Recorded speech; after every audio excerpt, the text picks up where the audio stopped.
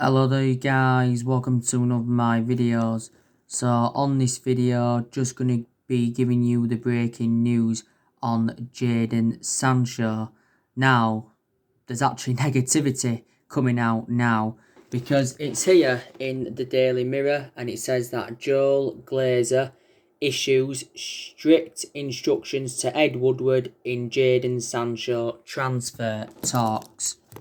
So basically, JoeGlazer is standing firm and he's basically saying that he's reluctant to meet Borussia Dortmund's asking price because obviously Borussia Dortmund's valuation is like £110 million. I think it said before that Borussia Dortmund were looking for like £90 million up front. But we are obviously reluctant to pay what Dortmund are demanding. And it does say, we are determined to sign Jadon Sancho, but it's actually the personal terms and the agent fee which is the problem. Now, like I said to you guys yesterday night, it said that we have been given the green light by Borussia Dortmund to sign Jadon Sancho. So Dortmund have said, if he wants to leave, they will not stop him. And it says, we are allowed to talk to Jadon Sancho and his representatives regarding a move to Old Trafford in this summer transfer window. So I'm not going to fully disregard Sancho coming to Manchester United because I still think there's a chance, that we could get him on the board. And I think it's very imperative that we do sign him. There's a few Manchester United fans though that think contrast to me and they think, Sancho to Man United is not going to happen in this summer transfer window. Now, obviously, quite a few weeks ago, it was looking very, very imminent that Sancho would have been coming in because obviously, Fabrizio Romano, who's a very reliable Italian journalist and he's very close to Man United, he said that negotiations between Man United and Dortmund were at an advanced stage. And he also said that Sancho agreed personal terms with Man United and he said he was set to sign a 5-year deal with the football club worth 250 grand a week. But obviously, we missed out on the deadline to sign Sancho because Dortmund said, we had until the 10th of August to sign the player. Obviously, we didn't get him in. And Dortmund have obviously had a good start to pre-season. Sancho's obviously with them on pre-season. Borussia Dortmund CEO did say last week, was it, that Jadon Sancho is staying at Borussia Dortmund. He's basically said the exact same thing as what Michael Zorg said, their sporting director. Because he also said that Sancho is staying at Borussia Dortmund and the decision is final. James Cooper, he came out not too long ago and he tends to be close to Man United and he said that, Sancho to Man United could still happen because he says Man United don't miss out on players that they intend on signing. But, Sancho is our number one priority target. He's been our number one priority target for a while. Obviously, we first expressed our interest in Sancho back in 2017, so we have been in for him for like the last 3 years. I do believe now anyway we're the only club that's in for Sancho because Chelsea no longer in for him. Liverpool are no longer in for him. But I think Sancho said quite a few times he wants to come to Manchester United. Obviously, we have made a promise to him that we are willing to offer him the number 7 because we know that he'd fulfill number 7 really, really well. And, we have got number 7 vacant at the moment. But I have outlined the reasons why I want Sancho at Manchester United is because he's got a good friendship with Rashford. He dramatically improves us and plus he's predominantly a right winger. And I think if he comes to the Premier League, he'd exceed expectations in the Premier League. Sancho has enjoyed 3 good years with Borussia Dortmund. I think he's got a contract with Dortmund, has he, until 2022. Well, it might be 2023. Could be. Dortmund only paid 8 million for him from Man City. Dortmund got him for next to nothing. But analyse his performances in the few years he's been with Dortmund, like I've mentioned before, his valuation has persistently grown. The main explanation Sancho left Manchester City is because he did not get assured any first-team opportunities. Before he was at Manchester City, he was at Watford, and he was at Watford for several years. I think he was at Watford from the age of 7 to the age of 14, and he is now only the age of 20. It did say quite a few weeks ago, though, that Dortmund had come to accept the fact that Sancho wanted to leave, so they have been in the market looking for replacements for him. Obviously, you know, they was looking at Jonathan Eacock from Lille. There was looking at Memphis Depay from Lyon the other week. There was also looking at Rashika from Werder Bremen. But, you know, we've already missed out on 2 players under Solskjaer, and that was Erling Haaland, because obviously, you know, Haaland went to Dortmund in January, and I said it was a shame that we didn't get Erling Haaland because he would have been an Ole Gunnar Solskjaer type signing. You know, Solskjaer knows the player well because he worked with him at Molde and gave him his debut at Molde at the age of 16, was it? And he was a cheap solution as well. And we also missed out on Jude Bellingham from Birmingham because obviously, you know, he went to Dortmund quite a few weeks ago. But Dortmund are known as a selling football club because, you know, they have let a lot of their players go in recent years, and a lot of their players that have left them have gone to the Premier League. Obviously, Pierre-Emerick Aubameyang went a few years ago. He went to Arsenal. Pulisic left them. He went to Chelsea. Ilkay Gundogan left them. Obviously, Mkhitaryan left them. Ilkay Gundogan, Mkhitaryan. You know, Shinji Kagawa at one point, you know, he left them as well. Obviously, Ousmane Dembele left them. He didn't go to the Premier League, though. Matt Hummels, he left them, but he didn't go to the Premier League. Lewandowski, he left them, but he didn't go to the Premier League. But, you know, we have looked at a lot of alternatives to Sancho because I will make an admission, he is much cheaper solutions than him. We have been looking at Douglas Costa from Juventus recently. We've also been looking at Kingsley Coman from Bayern Munich. We inquired about getting him on loan the other week. We've looked at Rabbi Matondo from Schalke. We've looked at Thiago Almeida.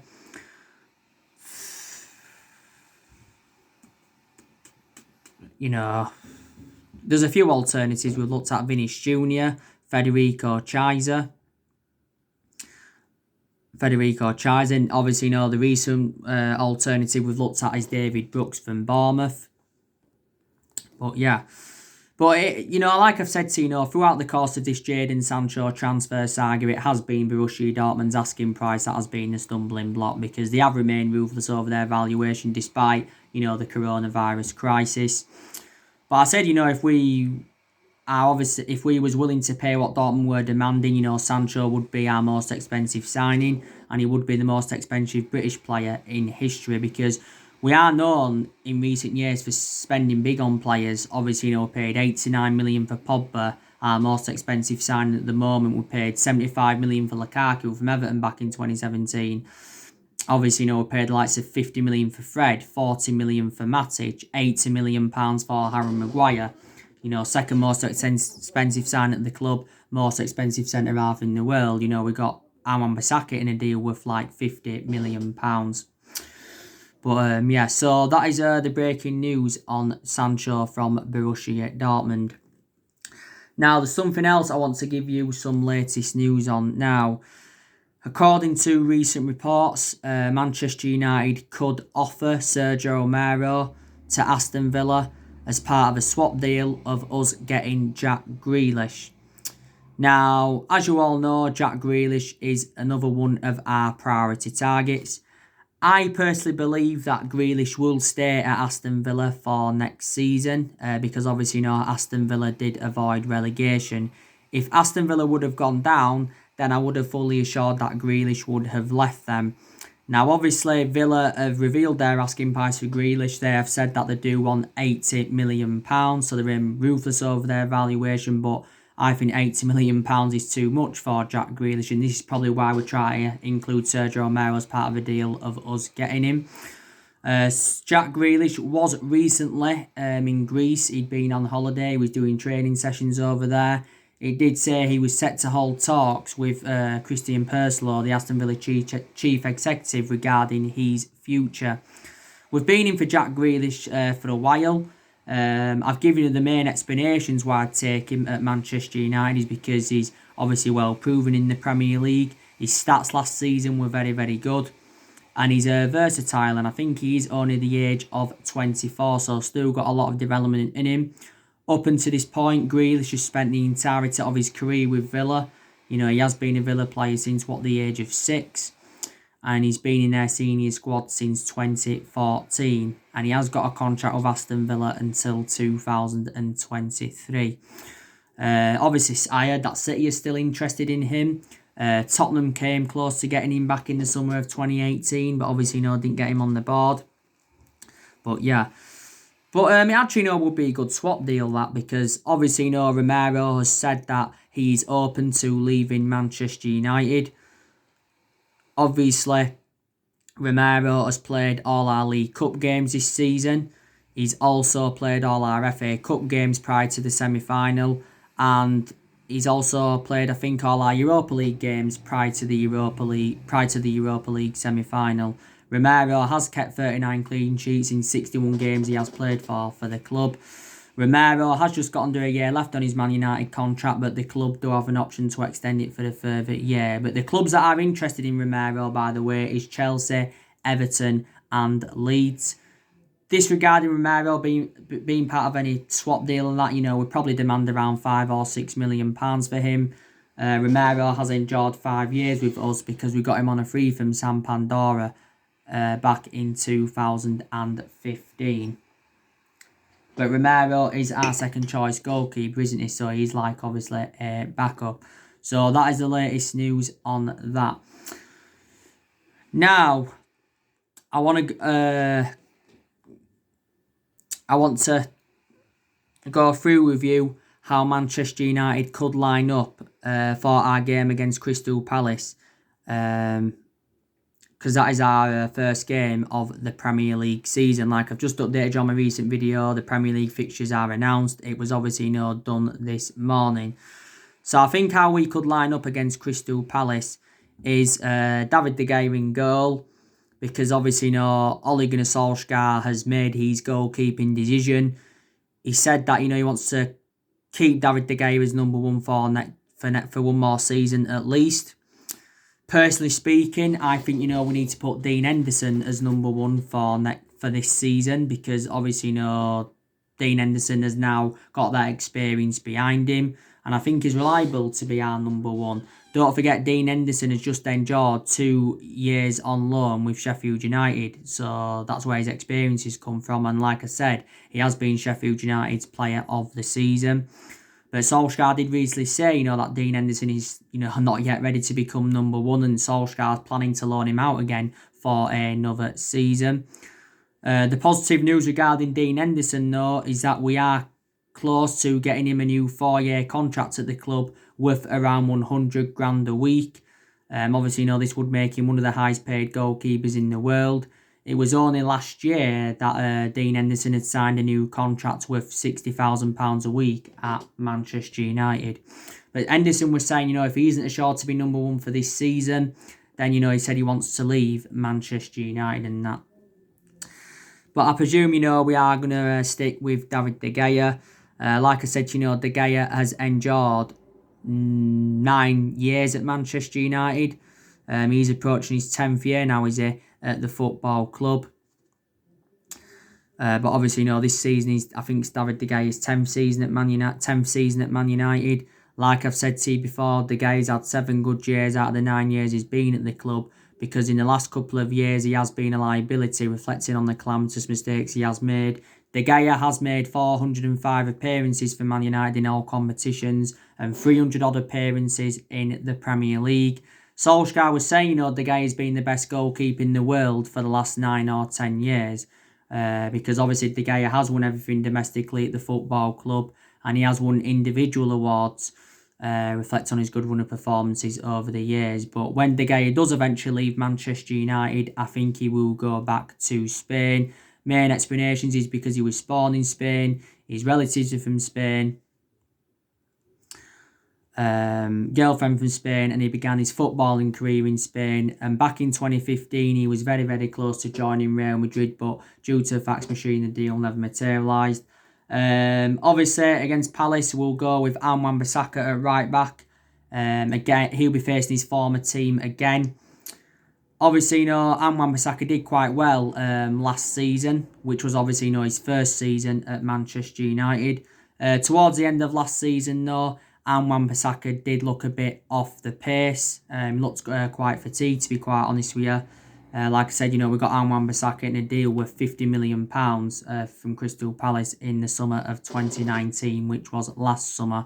But I think Wan-Bissaka can be our right back for the next decade at least.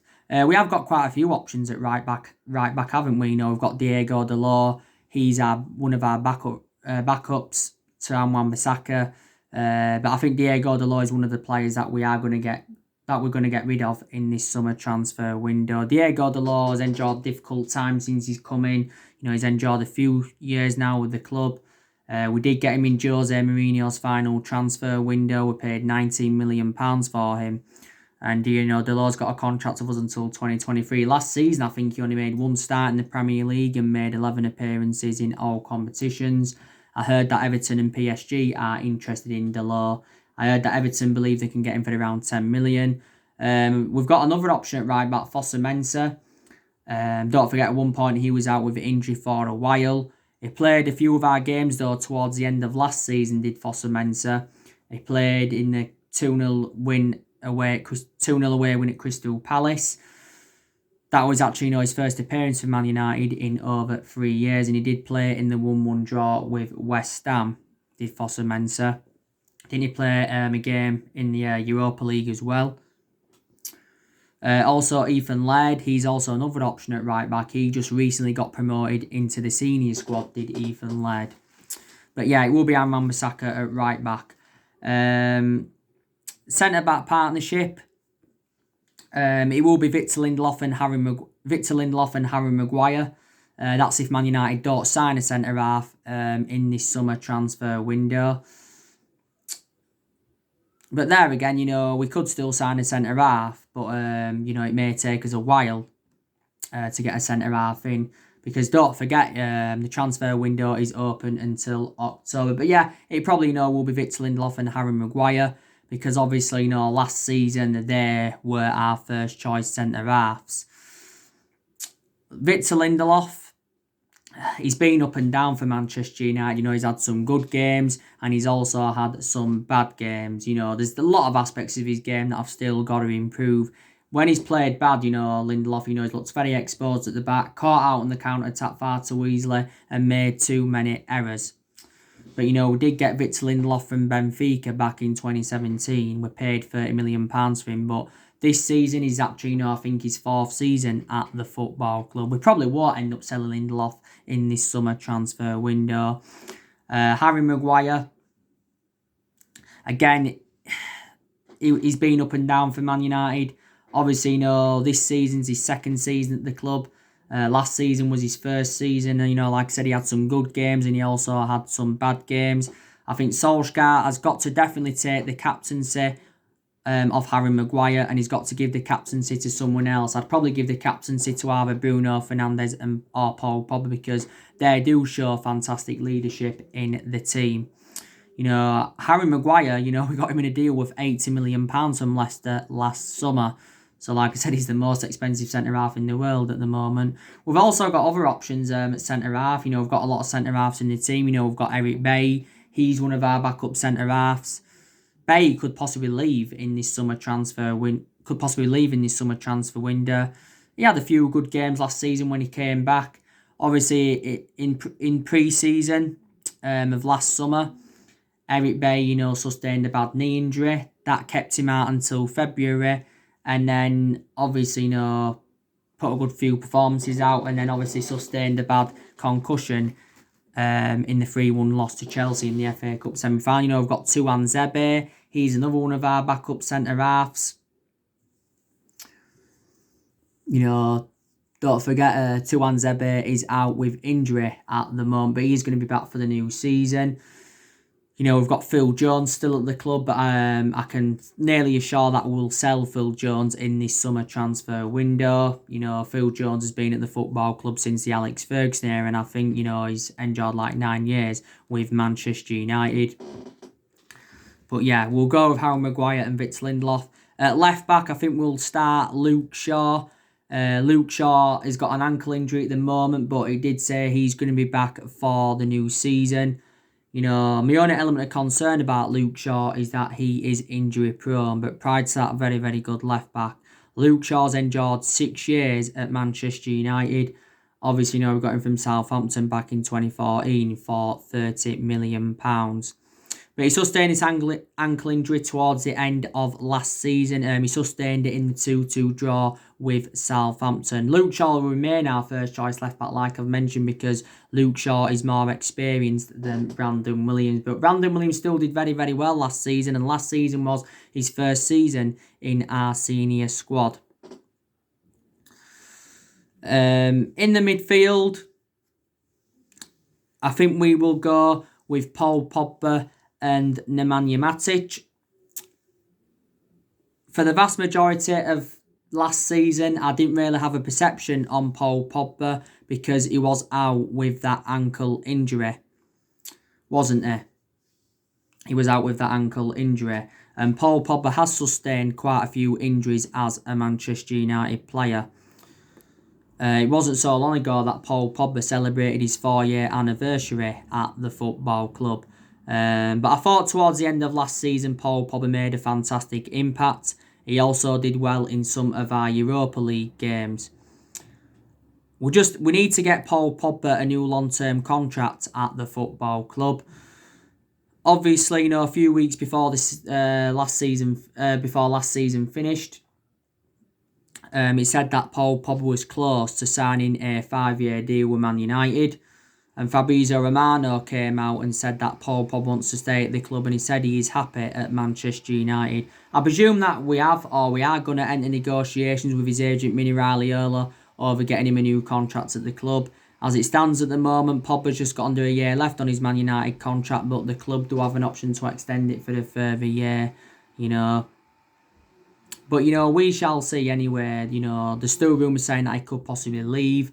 Obviously, you know, around this time last year, you know, it was looking very, very imminent that he was going to be leaving the football club because obviously he was relentlessly linked to a move to Real Madrid. You know, there was... What? I told Jane. Have you? She said she feels much better, so she hasn't got it. She's come back now. I told you she didn't have it. I've told her about Scout. And she says, you're on about buying a more expensive one, so I put more full image, but yeah. She said, you should have cut your losses and just left it with Oak and kept the £70. I said, have a guess. I went to a pause this morning, asked how much it would send it away. Have a guess, how much? I've never heard, I don't like it. And Trina put, on that weight, 45 to £50. Yeah. I put 175. And she put, never, really? And I put, yeah. And she went, what's he doing? So I went, he said he's not paying it. I said, which I want. And I said, God knows why you got it anyway. Yeah. God knows why you got one anyway. And she went, I said, because I've told him it's as much use as a dead pigeon. Yeah. And Jana talks back, about a dead pigeon. Yeah. And she said, he's on about getting a more expensive one. I just said, more fooling. Yeah. Oh, she said they'd probably opened it up. Yeah. And refused to give you your money back. Yeah. When they sort of rust. Yeah. Where is it?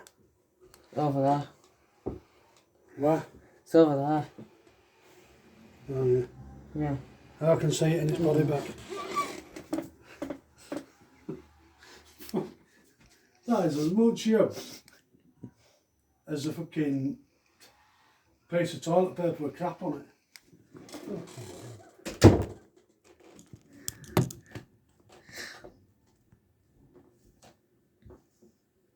But yeah, as I was saying, sorry, I was just talking, yeah.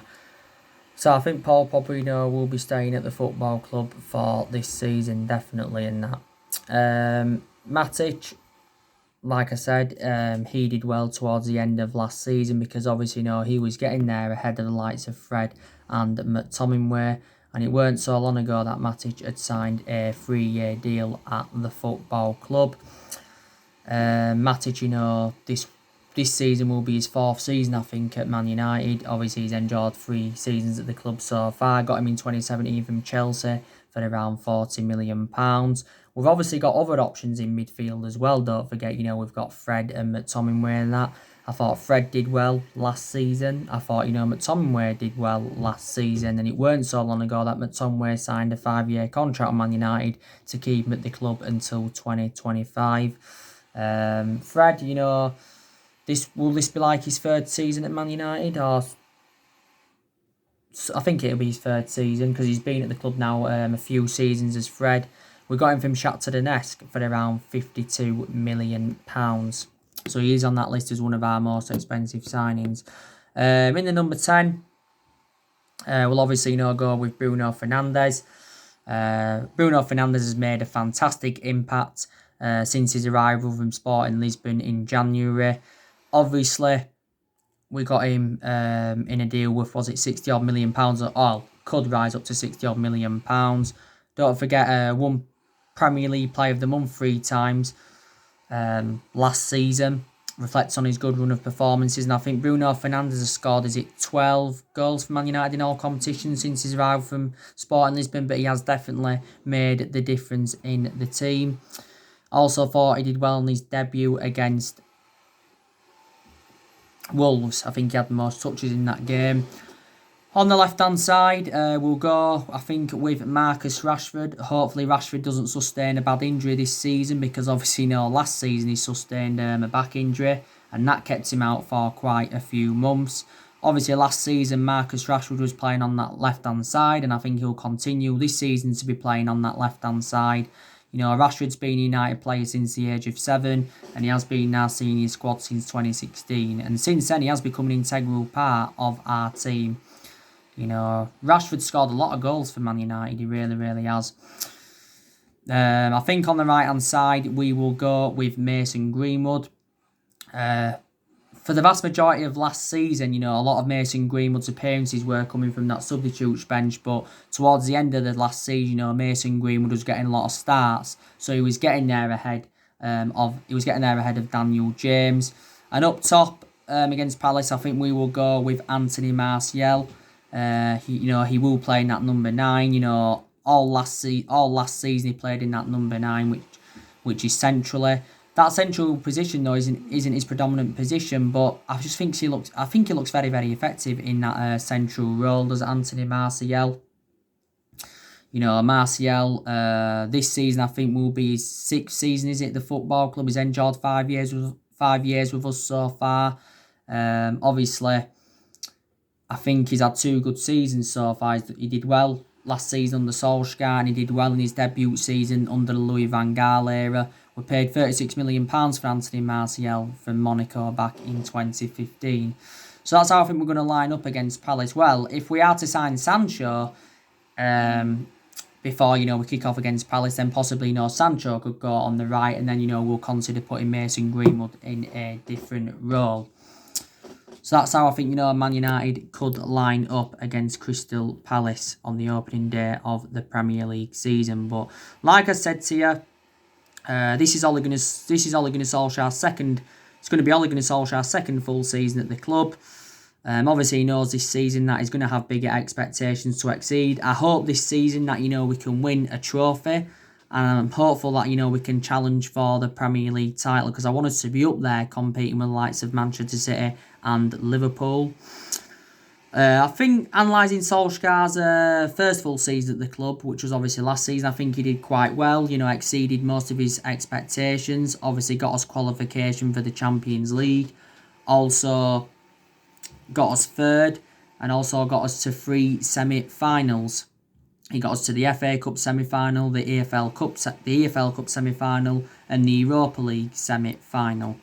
But Solskjaer said, that semi-finals are not good enough. But this season, we've got to go in with a lot of confidence. We've got to have some momentum because maybe some of the confidence has been knocked out of the team. Obviously, reflects on that 2-1 defeat to Sevilla recently in the Europa League semi-final. And I was disappointed because I wanted us to win the Europa League because it would have been our first trophy under Solskjaer.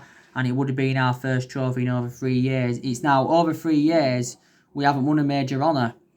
And that's the first time this has happened in 31 years. But like I said, last season, you wouldn't have thought Solskjaer would have exceeded any expectations because obviously at the first part of last season, we enjoyed our worst start ever to a Premier League season and that. But big decisions have got to be made in this summer transfer window. What players we're going to recommend in and what players we are going to get rid of. We're looking to make around 3 or 4 signings. We're looking to get rid of at least 7 or 8 players in this summer transfer window. There's still time for us, to do recruitment. The summer transfer window's been open a few weeks now. It doesn't shut until October. So, it's open for a long time yet. But Solskjaer said, we're not in any rush to do any early transfer business. But he's obviously, looking to improve the squad. He still believes that the youngsters have got plenty to learn. Like I said, after the 2-1 defeat to Sevilla, he says, they've got plenty to learn about seeing out games and achieving consistency. But we have got a lot of young players coming through. We've signed quite a few academy players since Solskjaer came in. Solskjaer's obviously spent over £200 million since he's come in at Man United and that. But anyway, guys, that's everything to update today. Drop your comments, likes below on the channel. If you do, consider subscribe as always. And take care. God bless. See you all again very, very soon.